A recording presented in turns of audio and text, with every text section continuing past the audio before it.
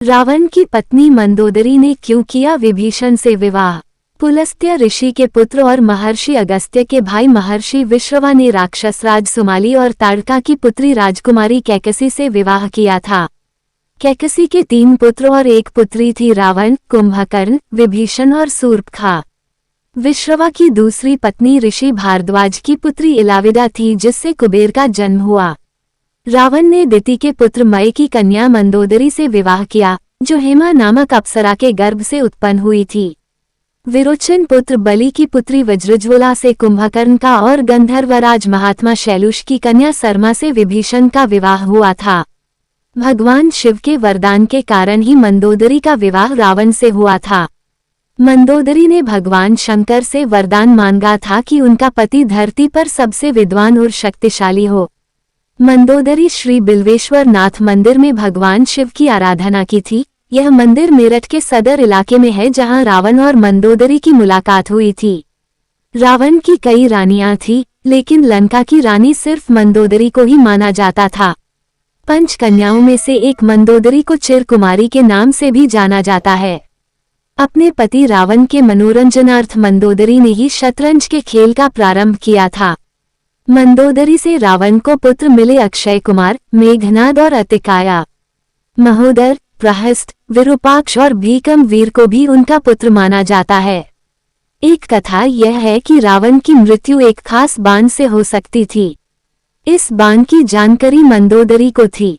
हनुमान जी ने मंदोदरी से इस बाण का पता लगाकर चुरा लिया, जिससे राम को रावण का वध करने में सफलता मिली।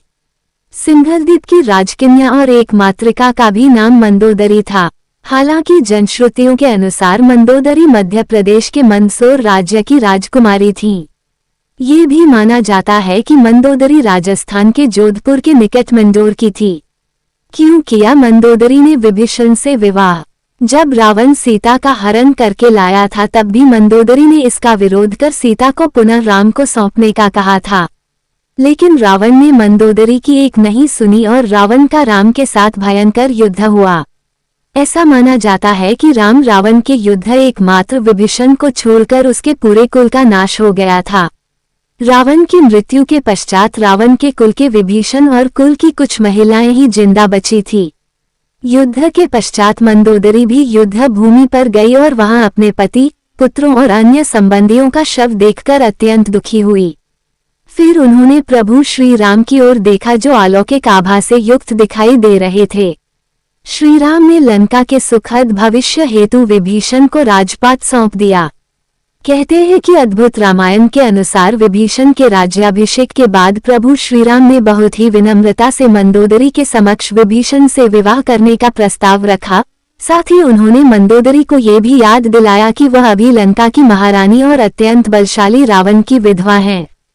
कहते हैं कि उस वक्त तो उन्होंने इस प्रस्ताव पर कोई उत्तर नहीं दिया।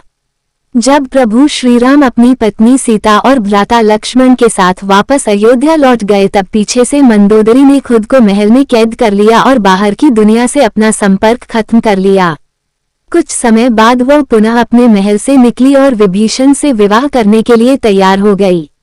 हालांकि कुछ विद्वानों का मानना है कि इस बात में कोई सच्चाई नहीं है, ये तो मात्र किंवदंतियां हैं।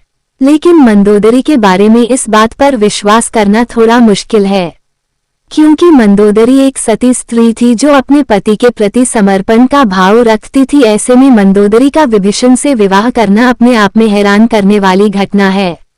हालांकि रामायण से इत्र की रामायण में ऐसे ही कई अजीब किस्से हैं।